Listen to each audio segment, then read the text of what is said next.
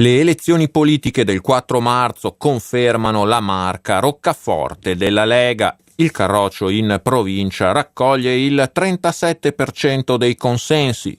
Non può che essere soddisfatto il coordinatore provinciale Dimitri Coin. Era un dato che dire che ci aspettavamo magari è forse eccessivo, però sul quale contavamo. È arrivato, è frutto di un grande lavoro che è stato fatto in questi ultimi anni e anche non va sottovalutata lunga del referendum sull'autonomia e una presa di posizione forte della Lega Nord sul concetto di autonomia del Veneto. Dal Trevigiano dunque partirà alla volta di Roma una nutrita pattuglia di neoparlamentari, tra cui anche lo stesso Dimitri Coin. Ad ora i parlamentari eletti sono 8 su 9 candidati, speriamo che con i resti riesca a passare anche il nono e sicuramente la squadra è di qualità, è compatta e sarà assolutamente affidabile. E il risultato nazionale non potrà non avere riflessi per il segretario provinciale anche sulle prossime elezioni comunali di Treviso. Lo auspichiamo assolutamente, anche perché non sarebbe logico, cioè una coalizione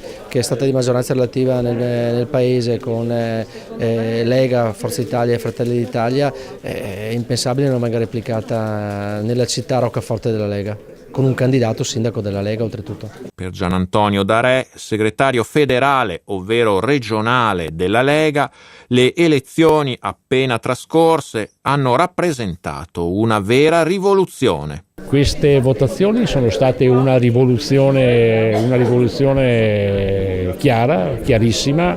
Abbiamo visto che il Movimento 5 Stelle è il primo partito, la Lega è il primo partito del centrodestra, sono le due compagini che sono uscite vincenti da queste elezioni.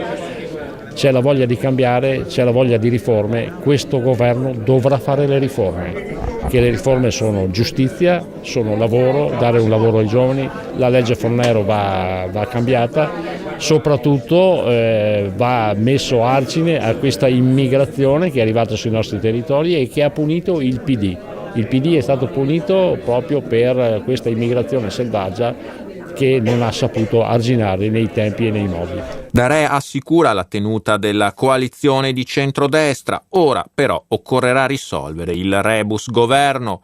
A chi invoca il suo nome come possibile premier, il presidente della regione Luca Zaia risponde così. L'autonomia è la via di uscita, nel senso che se uno deve dedicare, una persona, un veneto deve dedicare la sua vita ad un percorso amministrativo, deve fare sull'autonomia, penso che sia fondamentale. Oggi ci sono i presupposti, c'è il substrato per farla crescere questa autonomia e per portarla a casa. E anche per Giampaolo Gobbo, padre nobile della Liga Veneta, con questi numeri l'autonomia è un traguardo possibile. Ma io credo proprio di sì, abbiamo già visto comunque che il governatore Zaia ha già ottenuto un buon risultato, adesso continueremo certamente ed è importantissimo avere questi numeri proprio nelle terre dove l'autonomia, il federalismo è fondamentale e dove ricordo anche comunque che questa è una identità storica che ha praticamente vissuto come Stato e come entità la Repubblica Veneta, ricordo, la Serenissima,